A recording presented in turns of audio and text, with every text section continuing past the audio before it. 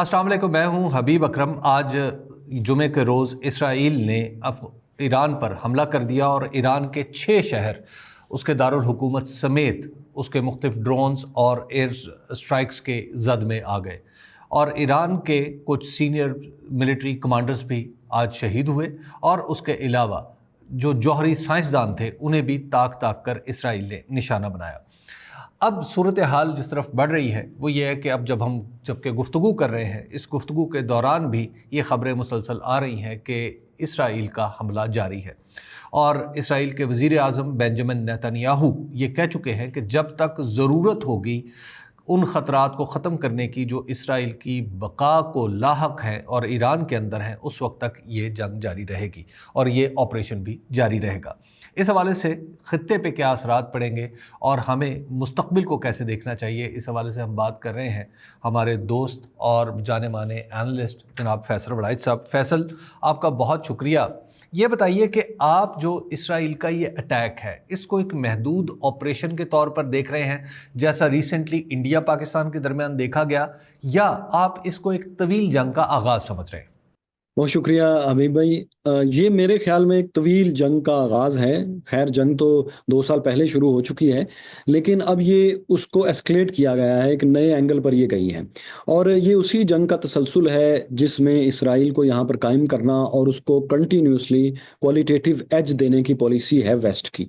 तो उसी पॉलिसी के तहत 1980s में जब इन्होंने इराक का एटमी प्रोग्राम तबाह किया था और जिसको ऑपरेशन बेबलोन का नाम दिया था इसराइल ने, और उसके बाद 2007 में इन्होंने सीरिया का बहुत इमेच्योर सा और बचकाना सा एक एटमी प्रोग्राम था, अभी उसको भी तबाह कर दिया था।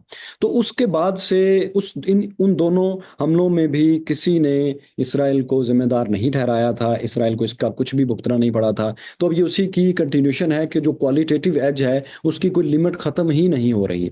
इसराइल इस खित्ते में कितना बड़ा बुली होगा उसकी कोई लिमिट ही नहीं है। अब ईरान का एटमी प्रोग्राम, मिसाइल प्रोग्राम, उसका डिफेंस प्रोग्राम, ये तमाम इन्होंने ख़त्म करने हैं। मैं बहुत अरसे से ये बात कह रहा हूँ कि वो नेगोशिएशन से करें या हमले से करें, वो इसको ख़त्म किए बगैर नहीं बैठेंगे। और ईरान जिस जगह पर पहुंच चुका है उसका मतलब ये है कि उसकी अगर आपने एटमी सलाहियत ख़त्म करनी है कि वो एक स्मार्ट एटॉमिक बॉम्ब ना बना सके, उसके लिए आपको ईरान के ऊपर ये इस तरह का नहीं, इससे बहुत बड़ा और बहुत मुसलसल हमला करना पड़ेगा। एक सस्टेनेबल बमबारी उसके ऊपर आपको करनी पड़ेगी, जिसका कि उसकी सलाहियत इसराइल के पास नहीं है। उसके लिए अमेरिका को, वेस्ट को उसके साथ आना पड़ेगा। लेकिन चूंकि मुझे इस बात में कोई शक नहीं कि वेस्ट और अमेरिका और इसराइल ईरान की सलाहियत को ख़त्म किए बगैर नहीं बैठेंगे, इसलिए मैं कह सकता हूं कि ये एक लंबी जंग का आगाज़ हो गया है। अच्छा, ये बताइएगा कि अब क्या हम समझें कि ईरान की तरफ से जो हमला अब तक हमने देखा है वो ये है कि इससे पहले भी इसराइल की तरफ से एक अटैक हुआ तो ईरान ने उसका जवाबी अटैक किया और उसके बाद बात ख़त्म हो गई। अमेरिका की तरफ से ईरान पर एक अटैक हुआ, वहाँ पर भी उसके जवाब में ईरान ने एक अटैक किया और बात ख़त्म हो गई। पाकिस्तान के ऊपर एक ड्रोन अटैक ईरान की तरफ से हुआ, पाकिस्तान ने पे इन द सेम कॉइन्स पर अमल करते हुए एक अटैक किया और बात ख़त्म हो गई। तो अब की बार आपको ऐसा नहीं लग रहा, तो नहीं लग रहा क्योंकि जी, अब की बार जब आपको ऐसा नहीं लग रहा तो फिर आप देख रहे हैं कि ये जो सिचुएशन है ये एस्केलेट होगी और इसमें दूसरे फरीक भी आते चले जाएंगे। देखिए, दूसरे फरीक काइनेटिकली नहीं आएंगे, हम्म। हेल्प हेल्पिंग हैंड के तौर पर आएंगे। ईरान के साथ भी आएंगे और इसराइल के साथ तो बहुत आएंगे। इसराइल के साथ अमेरिका अकेला ही काफ़ी है, क्योंकि अमेरिकन अकेली आर्मी दुनिया की तमाम टॉप मिलिट्रीज के मजमूई बजट और मजमूई पावर से ज़्यादा बड़ी आर्मी है, तो वो इसके साथ आएगी। इस वक्त भी उनके बहरी बेड़े जो हैं वो ईरान से इतने इतने फासले पर हैं कि वो ईरान को एक नाकाबिले तलाफी नुकसान पहुंचा सकते हैं। और इसमें बहरे हिंद में भी उनकी बेसिस हैं जो हैं ही ईरान के लिए, ईरान को अटैक करने के लिए। तो वो इसके साथ आएंगे। ये अटैक और ये हमला और ये जंग अब इसलिए बहुत लंबी है कि अब इस ऑब्जेक्टिव को हासिल किए बगैर ये लड़ाई अब खत्म नहीं होगी, क्योंकि देखिए ईरान के खिलाफ इसराइल ने तो बाकायदा, नेतन्याहू ने ये ऐलान कर दिया ना कि अब ये अभी ये उन्होंने आगाज किया है, ये वेलकम स्ट्राइक था, और इसके बाद वो ये कह रहे हैं हम इसको कंटिन्यू करेंगे, और उस वक्त तक करेंगे जब तक ईरान का ballistic missile program, atomic program, इसकी कैपेबिलिटी, इसकी नर्सरीज, इसके रिएक्टर्स, इसके लेबॉर्ट्रीज, इसका क्योंकि जो ईरान का न्यूक्लियर प्रोग्राम है उसमें फ्यूल कहीं और स्टोर होता है, इनरिचमेंट कहीं और है, ये मुख्तलिफ कंपोनेंट्स में है, तो जो इनकी लॉजिस्टिक्स है इसको भी वो सारे इन सारे नेटवर्क को तबाह किए बगैर वो नहीं बैठेंगे। अब ये जो कि सारा नेटवर्क अंडरग्राउंड है, उसके बाद जितनी इसकी टीम्स हैं वो भी सबके सामने तो नहीं है, मुख्तलिफ जगहों पर है, फिर उनके ट्रेनिंग सेंटर्स हैं, तो इस सारे को खत्म करने के लिए बड़ा लंबा वक्त चाहिए। इसराइल में इलेक्शंस भी अभी 1 साल से ज्यादा अरसा पड़ा है, तो इसलिए, और अमेरिका भी आपको पता है डोनाल्ड ट्रम्प इसके साथ हैं जिस तरह से, तो ये इसके साथ, इसराइल के साथ साथ अमेरिका काइनेटिकली नहीं, जासूसी के तौर पर, और फंडिंग्स के साथ, इसी तरह ईरान के साथ, ईरान चाइना का और इसराइल का और रशिया का एक बड़ा एलाई है, तो वो इसको कोई ना कोई इसको वेपन भी देंगे, इसको इंटेलिजेंस भी देंगे, वो आएंगे साथ, लेकिन कनेटिकली इन दोनों के साथ फिलहाल कोई नहीं आएगा जब तक कि ईरान ये गलती ना करे कि वो कतर में या बहरीन में या सऊदी अरब में किसी अमेरिकी बेस को अटैक कर दे। एक और बात जहन में रखें कि वर्ल्ड वॉर की बात आपको याद है, फर्स्ट में भी सेकंड में भी ये होता था, बाज़ औक़ात के एक दूसरे मुल्क को अपने साथ मिलाने के लिए आपका एलाई ही आप पर एक खुफिया हमला कर देता। चर्चिल जी पर आपको जी। पता है कि ऐसे हमले का काम था।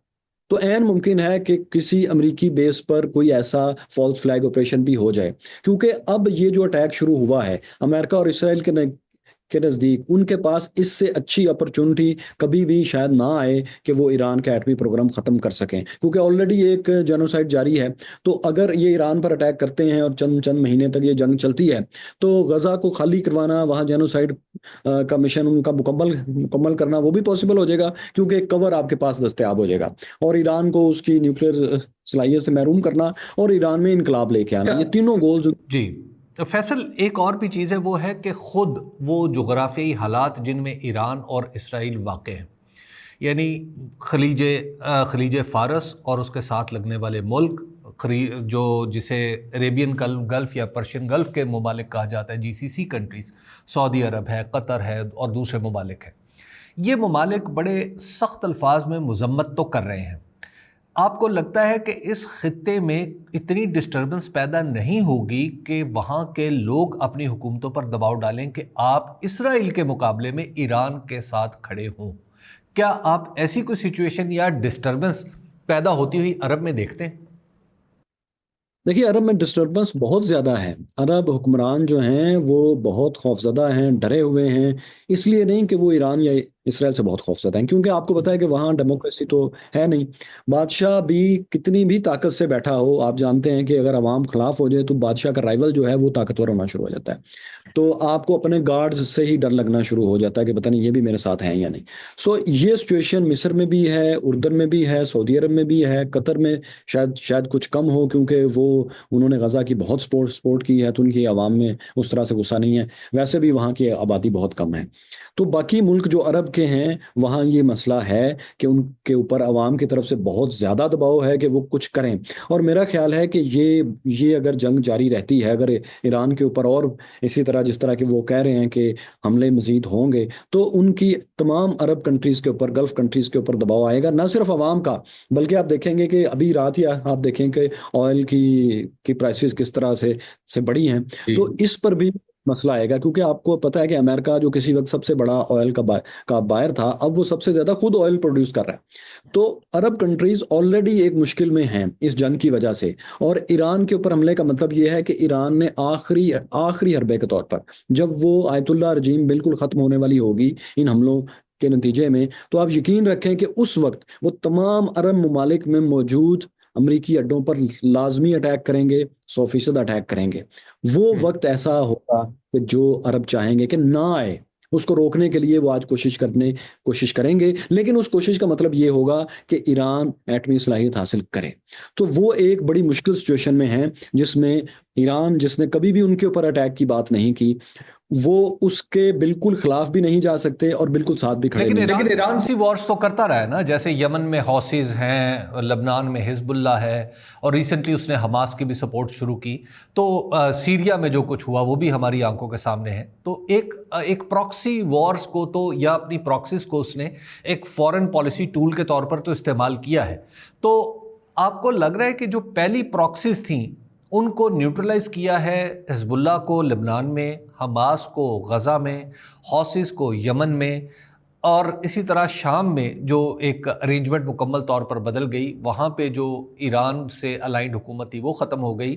इराक़ अब उस पोजीशन में नहीं रहा कि वो ईरान को सपोर्ट कर सके।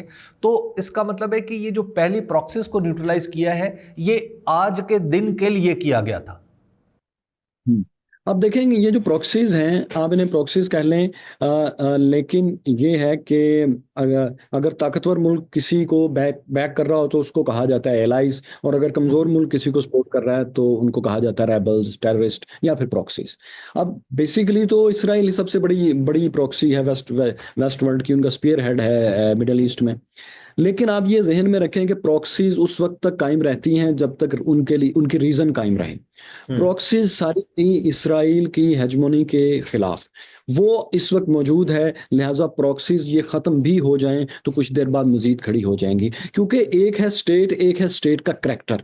इसराइल का जो करैक्टर है, जो स्टेट का करैक्टर है, बुलिंग और हेजमोन का, और उसका बहुत ज़्यादा क्वालिटेटिव डिफरेंस होना अपने हमसायों की निस्बत, ये एक ऐसी चीज़ है जिसे स्टेट नहीं लड़ सकती।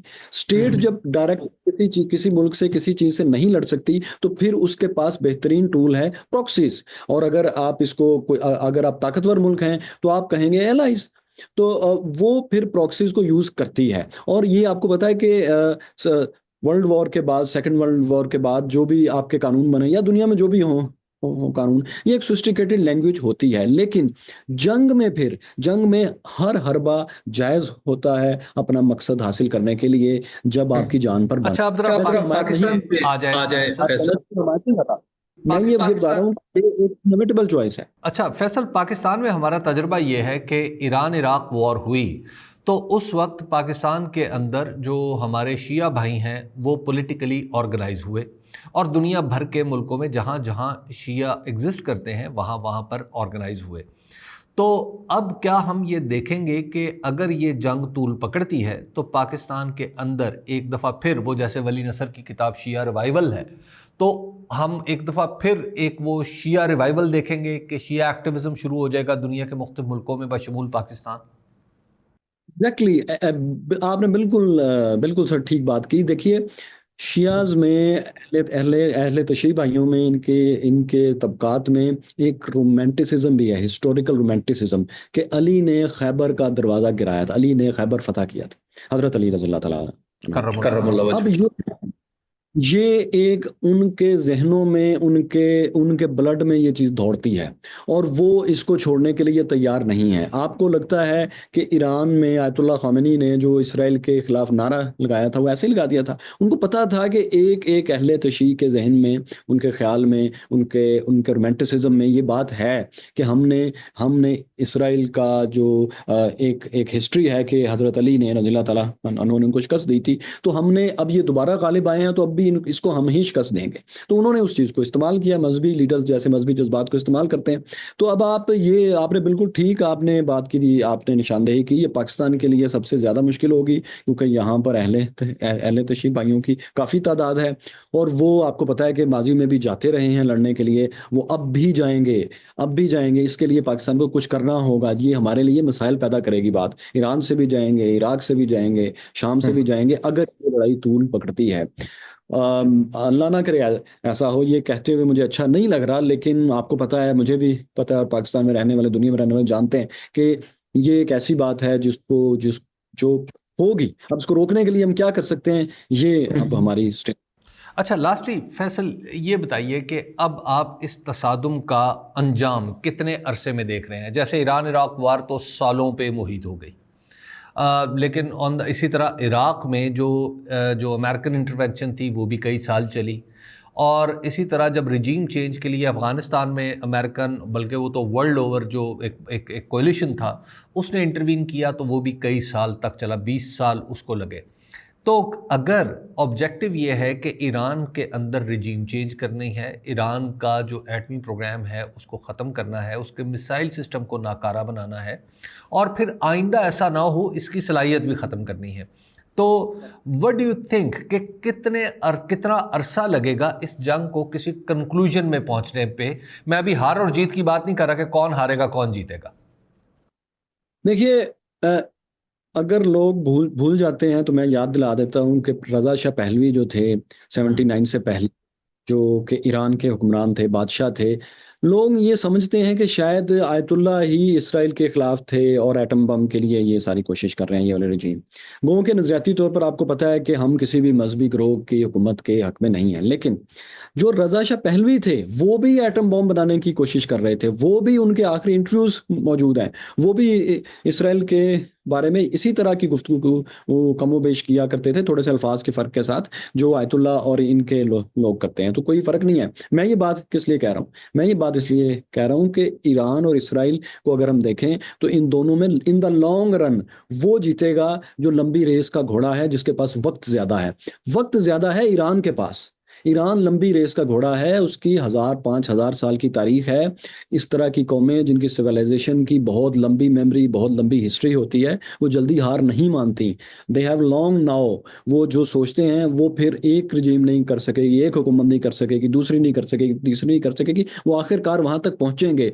इसराइल के लिए जिस मुल्क को रोकना सबसे मुश्किल है वो ईरान है। इस वक्त वो इसलिए इसलिए कामयाब है कि ईरान में जो इस वक्त हुक्मरान है वो एक अनवाइज पावर है। रोजाना नारा लगाना कि मर्क बर अमेरिका, मर्क बर इसराइल, मर्क बर आले Saud, it is not wise. तो इस वजह से वो थोड़े से नाकाम भी हैं। लेकिन ईरान की मेमोरी, ईरान की सिविलाइजेशन, ईरान के पास जो वक्त है, वो फिलहाल तो इनके हाथों, अमेरिका और इसराइल के हाथों क्रिपल हो जाएगा। लेकिन आप देखिएगा इन द लॉन्ग रन वही फाते होगा। अच्छा, do you see boots on ground? यानी अगर हम ये देखें कि ईरान जितने वसी मुल्क में और मुश्किल टेरेन में, क्या बूट्स भी ऑन ग्राउंड आ सकते हैं इसराइल के या किसी और के भी? ये बहुत ही मुश्किल है, बहुत ही ज़्यादा मुश्किल, क्योंकि अगर बूट्स इन इन ग्राउंड आए तो आप समझें कि 20-25 साल तो वो फिर एक और जंग शुरू हो गई। अमेरिका कम से कम इन 4 सालों में मुझे नहीं लगता कि वो बूट्स ऑन ग्राउंड कहीं करेगा, ख़ास तौर पे ईरान में। कोई सूरत नहीं है, कोई सूरत नहीं है। अगर एक ही सूरत है कि इसराइल आए, अगर इसराइल आता है तो शायद अमेरिका को आना पड़े, लेकिन फिर भी मुझे इसका भी चांस नहीं कोई नज़र आ रहा, क्योंकि कि जब तक ईरान कोई ऐसी गलती ना करे कि वो किसी अमेरिका के बहुत वाइटल टारगेट पर जाके हिट कर दे, उससे पहले मुझे नहीं लगता कि America boots on ground Iran में लेकर आएगा, क्योंकि उसका मतलब फिर एंड ऑफ अमेरिकन पावर होगा कंप्लीटली। क्यों? आप देखें कि 20 साल की जंग, 19 साल और 8 माह की जंग जो उसने अफगानिस्तान में अमेरिका ने अपने साफ कंट्रीज के साथ मिलकर लड़ी। उसके बाद उससे पीछे उसने 7 साल गल्फ वॉर जो ईरान इराक हुई, उससे पीछे 1 साल से ऊपर फर्स्ट गल्फ वॉर हुई। 19 साल के करीब वो वियतनाम में जंग करता रहा। इन सब जंगों का नतीजा ये था, और ख़ास तौर पर आखिरी अफगानिस्तान की 19 साल से ऊपर की जंग, कि चाइना और रशिया को मौका मिल गया ताकतवर होने का। तो अब अगर वो एक इस तरह की जंग में जाएगा जहां ऑलरेडी 9 करोड़ लोग रहते हैं, जो कि अफगानिस्तान से भी ज्यादा है, तो और वो ताकतवर भी हैं और वो गुरिल्ला वार इन सबसे बेहतर कर सकते हैं, तो इसका मतलब है कि आप खुद प्लेट में रखकर चाइना को ये दे रहे हैं कि अब वो दुनिया में अपने आप को एक पीसफुल, एक नेगोशिएटर के तौर पर, एक पावर के तौर पर मनवा लें, क्योंकि ऑलरेडी दुनिया उसकी तरफ बढ़ रही है। ठीक है, तो चीन किस हद तक जाएगा ईरान के साथ? चीन सिर्फ अपना ऑयल सिक्योर करेगा, और हो सकता है कि ईरान को वेपन्स ट्रांसफर करे। हो सकता है कि वो थोड़ा बहुत मतलब वेपन सप्लाई करने, डिप्लोमेटिक सपोर्ट और अपने ऑयल रूट सेव करने और सफारती मदद, इससे आगे चाइना बिल्कुल नहीं जाएगा। बहुत बहुत शुक्रिया फैसल बड़ाइच, आप हमारे साथ मौजूद थे। ईरान और इसराइल की सूरत हाल अभी डेवलपिंग है, वक्त गुजरेगा तो वाज़ेह होता चला जाएगा कि कौन कहाँ पर खड़ा है और कौन कितने मकासद हासिल कर पाया है। अब देखना यह है कि ईरान अपने मकासद और अपने जो अहदाफ जो उसके अंदर इसराइल ने मुतय्यन कर रखे हैं उनका दिफा कैसे करता है, और ये भी देखना है कि अब जब ईरान की तरफ से रिटेलिएशन की बात हो रही है और सख्त सज़ा देने की बात हो रही है तो वो किस नौइयत की होगी। मुझे दीजिए इजाज़त, अल्लाह के बाद।